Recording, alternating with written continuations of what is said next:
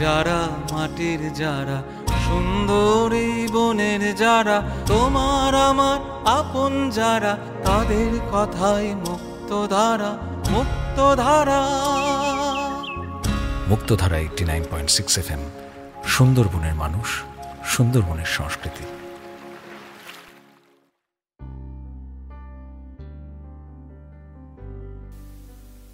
নমস্কার। আজ 5ই সেপ্টেম্বর, শিক্ষক দিবস।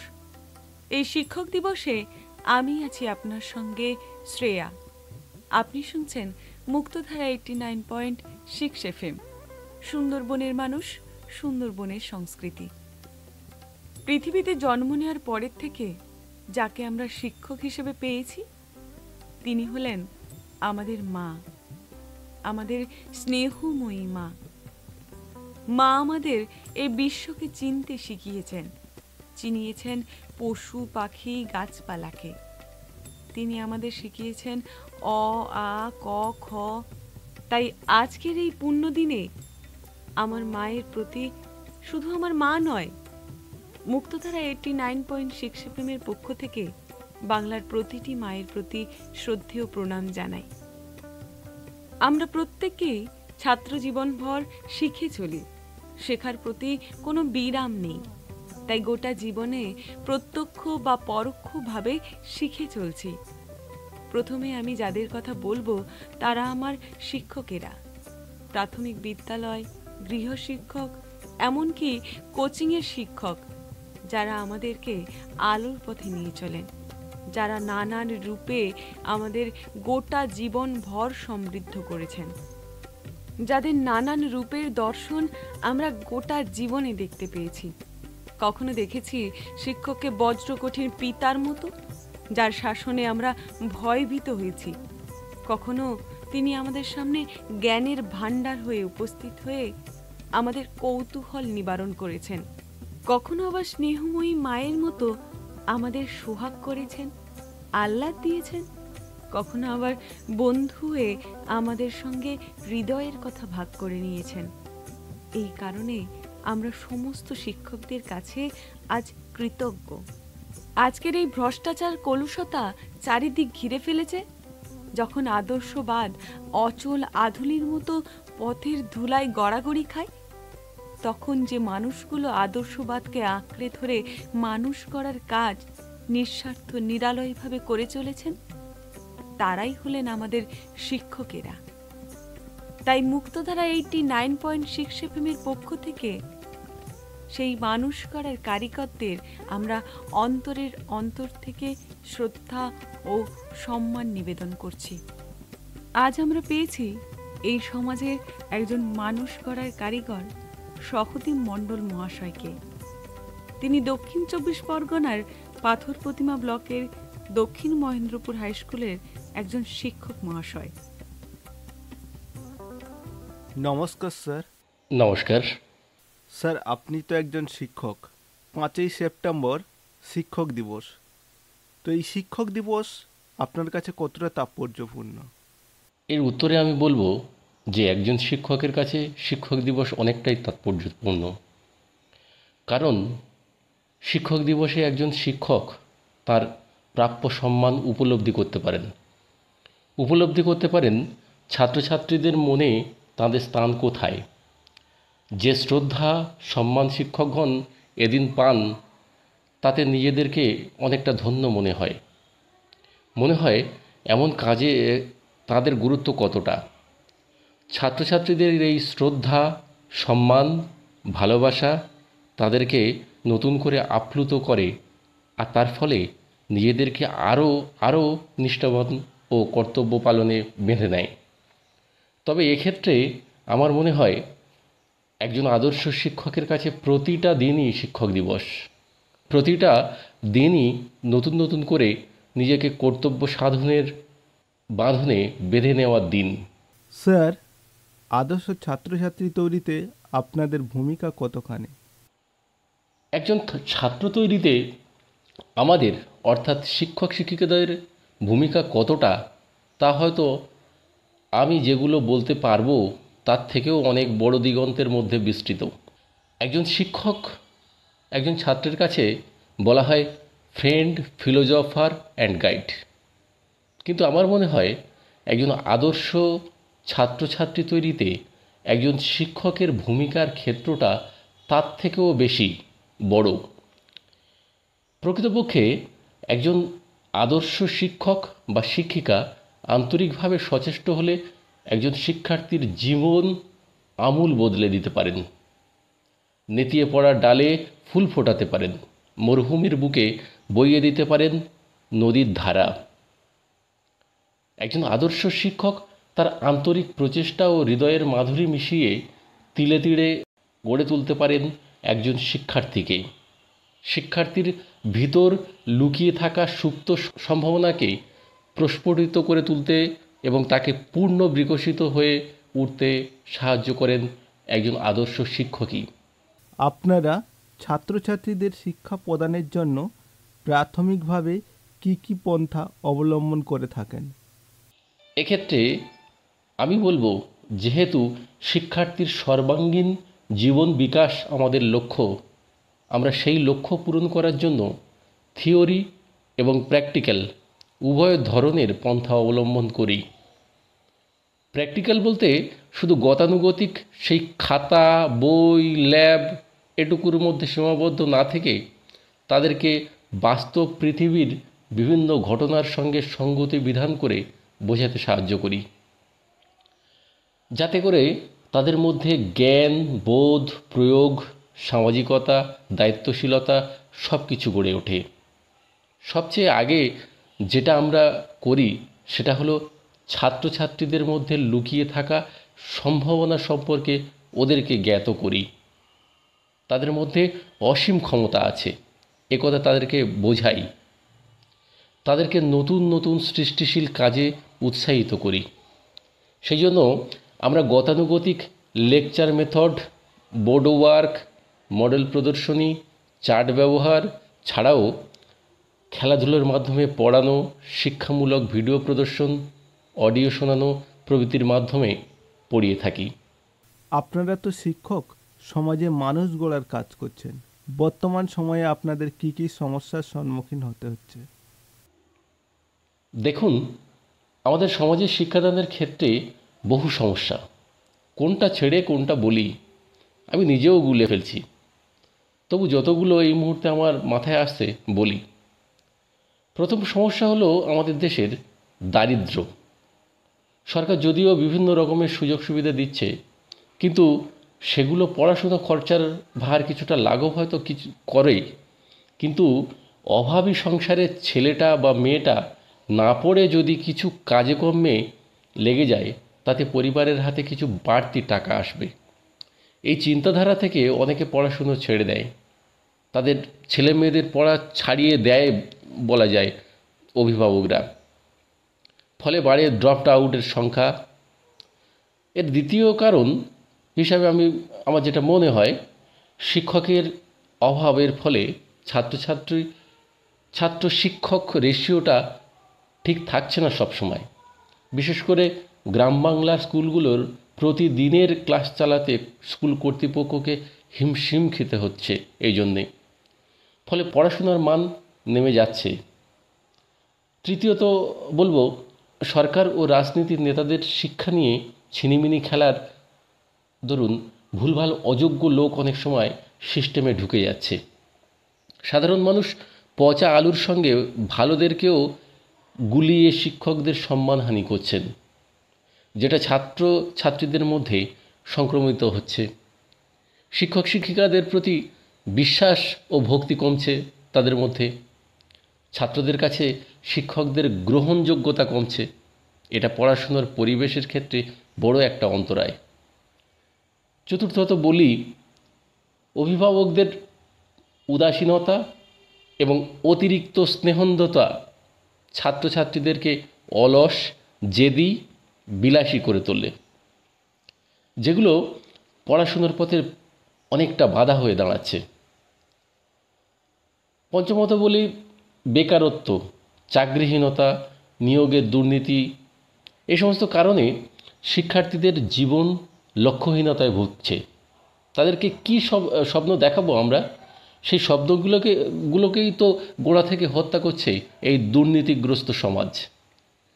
তাছাড়া এই শিক্ষা ব্যবস্থা বাস্তব ও জীবিকামুখী নয় অনেক ক্ষেত্রেই।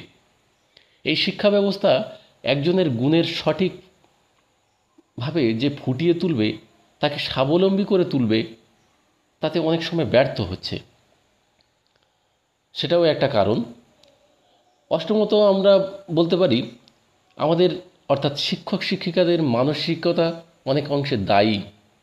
আমাদের অনেকেই হয়তো নিজেদের ইগো স্যাটিসফাই করে আত্মতৃপ্তির জন্যে ছাত্রছাত্রীদের সঙ্গে নিজেদেরকে তুলনা করে বসি।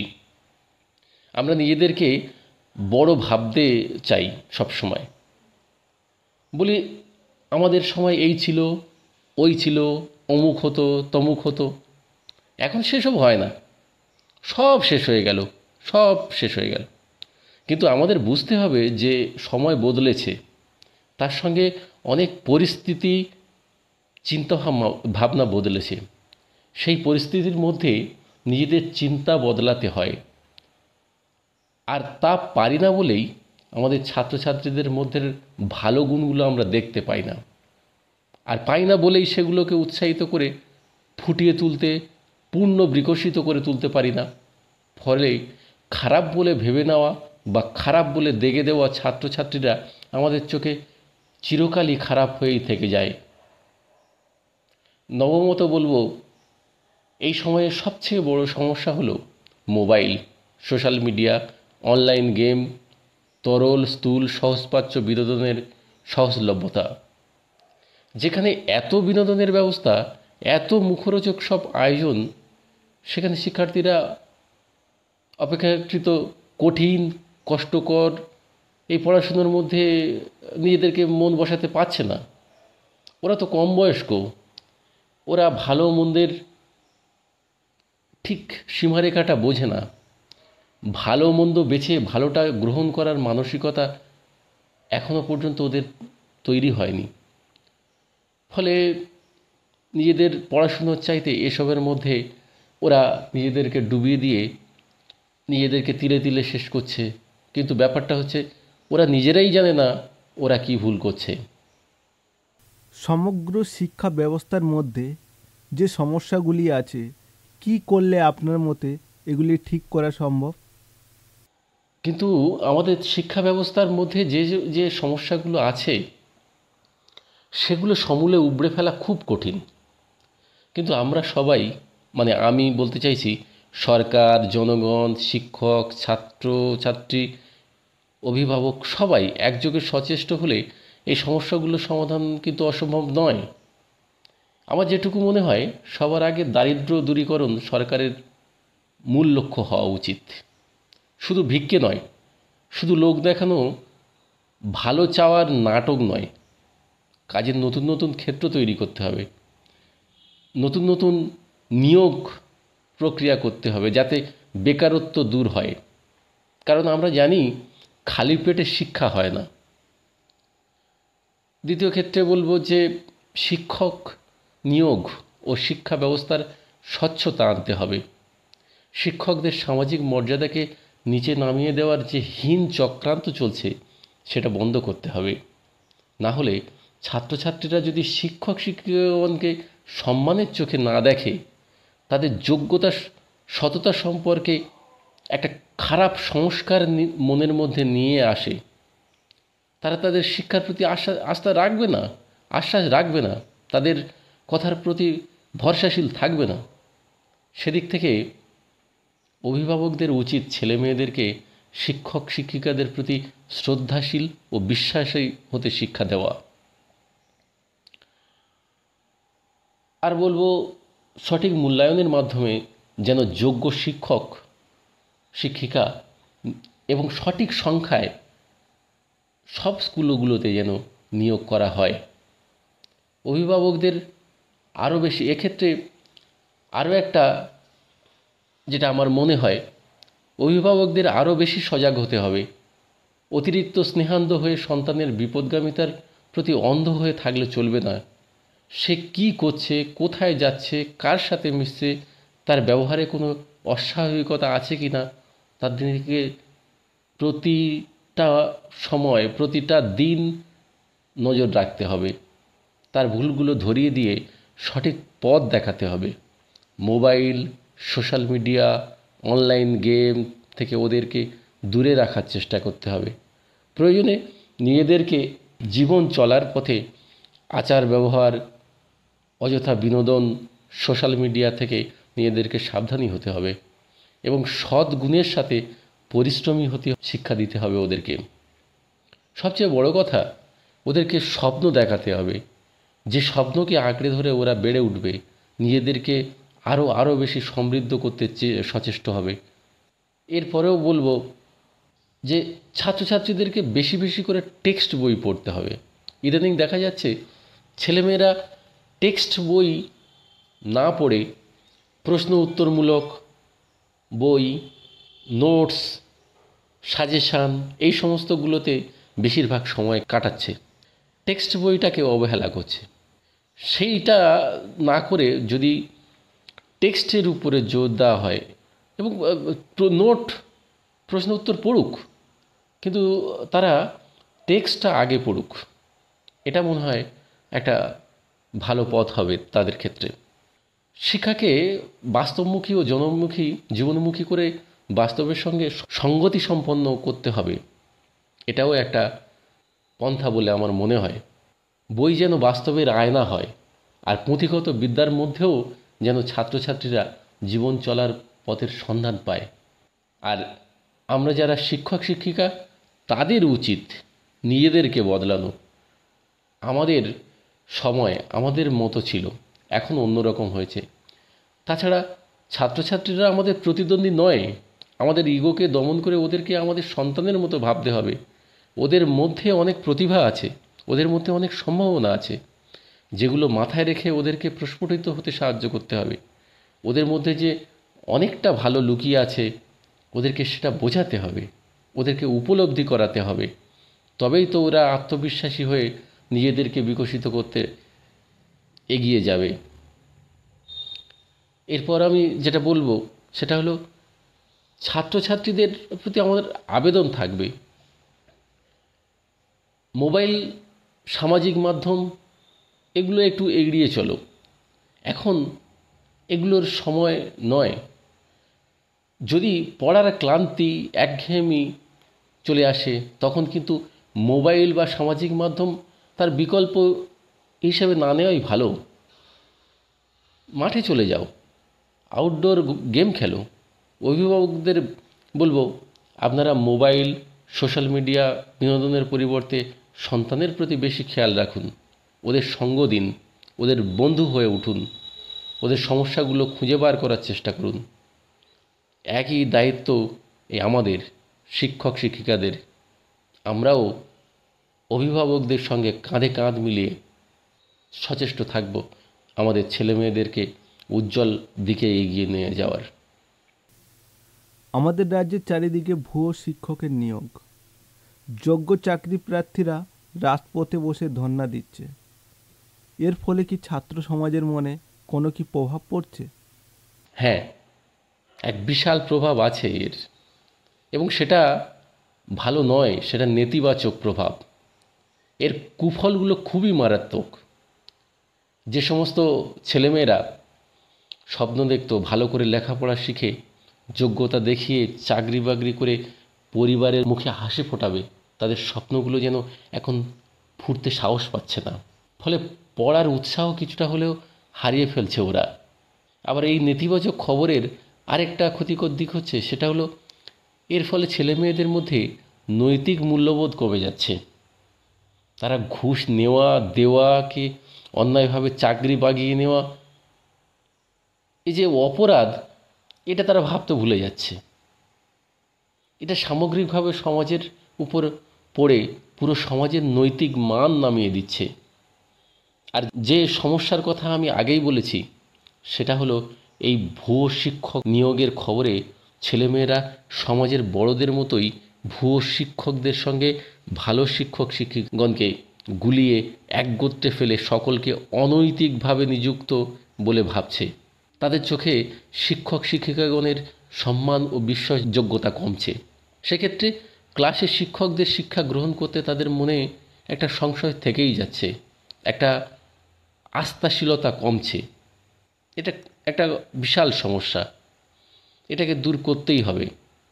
তবে আশা রাখছি আমাদের সকলের সমবেত চেষ্টায় এই সমস্যাগুলো একদিন আমরা ঠিক কাটিয়ে উঠব এবং আমরা আমাদের ভবিষ্যৎ প্রজন্মকে একটা সুন্দর পরিবেশের মধ্য দিয়ে এগিয়ে নিয়ে যেতে পারবো।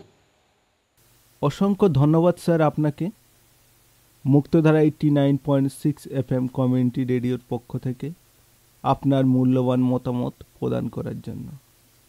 হ্যাঁ, ধন্যবাদ আপনাকেও। ভালো থাকবেন আপনিও। নমস্কার। এতক্ষণ শুনলেন সকলের প্রিয় শিক্ষক মহাশয়ের কথোপকথন। সঙ্গে ছিলেন মুক্তধারা 89.6 FM কমিউনিটি রেডিওর প্রতিনিধি ঝন্টু সর্দার। কেমন লাগলো আমাদের রেডিও প্রোগ্রাম? যদি ভালো লাগে, আপনার ভালো লাগা সকলের সঙ্গে ভাগ করে নেবেন। এমন ভিন্ন স্বাদের বিচিত্র অনুষ্ঠানের সাক্ষী থাকতে আপনাকে শুনতে হবে মুক্তধারা 89.6 FM আর আমাদের ইউটিউব চ্যানেল মুক্তধারা MUKTADARA 89.6 FM এ গিয়ে শুনতে পারেন আগের অনুষ্ঠানগুলি। আর বিশেষ করে আমাদের ইউটিউব চ্যানেলটিকে সাবস্ক্রাইব, লাইক, কমেন্ট করতে ভুলবেন না। আজকের মতো বিদায় নিচ্ছি, ফিরবো অন্য কোনো অনুষ্ঠান নিয়ে। ভালো থাকবেন, সুস্থ থাকবেন। জলের যারা, মাটির যারা, সুন্দর এই বনের যারা, তোমার আমার আপন যারা, তাদের কথাই মুক্তধারা, মুক্তধারা। মুক্তধারা 89.6 FM, সুন্দরবনের মানুষ, সুন্দরবনের সংস্কৃতি।